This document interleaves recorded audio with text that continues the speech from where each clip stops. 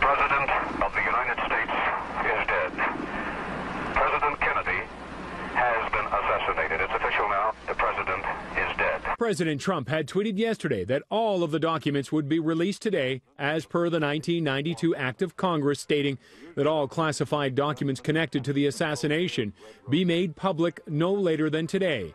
But instead, in a memorandum sent out earlier to government officials, the president said he had no choice but to bow to pressure by the CIA, FBI, and other federal agencies to withhold several hundred of the files. Quote, "I have no choice today but to accept those redactions rather than allow potentially irreversible harm to our nation's security."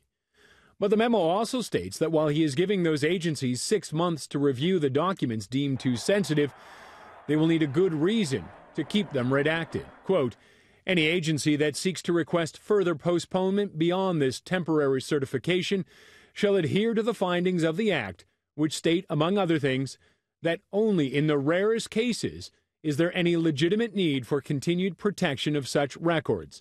The need for continued protection can only have grown weaker with the passage of time since the Congress made this finding." It appears as though something has happened in the motorcade route. Something, I repeat, has happened in the motorcade route.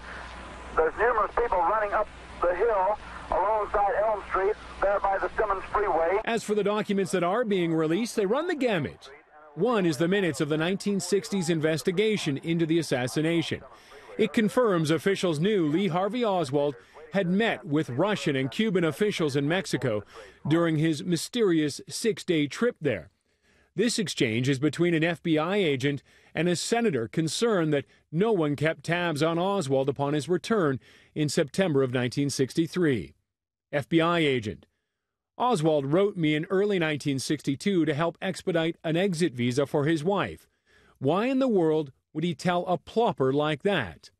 Unknown senator: "In any event, he told what the agent knew was lies, and what I am trying to get at is there was no analysis within the Bureau of any of this.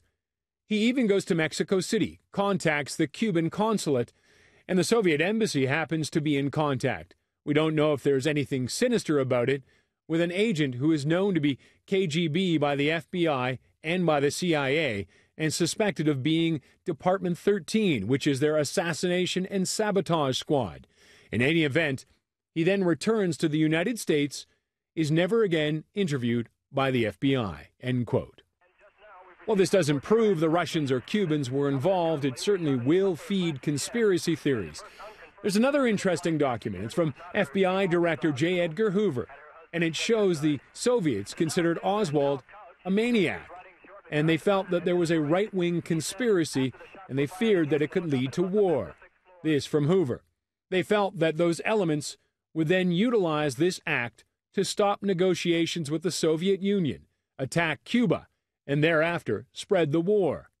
As a result of these feelings, the Soviet Union immediately went into a state of national alert. End quote. As for other big conspiracy theories, such as a second shooter or a CIA cover-up, nothing so far from these documents. Now, some of the other documents released are more wide-ranging. Confirmation the Americans had considered chemical attacks on Cuba during the early years of the Cuban Revolution. From a 1962 meeting on Operation Mongoose, Mr. Bundy, presidential advisor Mac Bundy, said he has no worries about any such sabotage, which could clearly be made to appear as the result of a local Cuban disaffection or of a natural disaster, but that we must avoid external activities such as release of chemicals unless they could be completely covered up. End quote. And in the 1975 Summary of Facts report on assassinations, confirmation the CIA had tried to kill Fidel Castro. Quote, "The commission has determined that agents of the CIA were involved in planning in this country with certain citizens and others to seek to assassinate Cuban Premier Fidel Castro." End quote. The CIA also considered killing several other leaders, including Indonesia's Sukarno. There are also hundreds of receipts in these documents released today. They're for clandestine projects, including tens of thousands of dollars in payoffs. The president was hit in the head. That's an unconfirmed report that the president was hit in the head.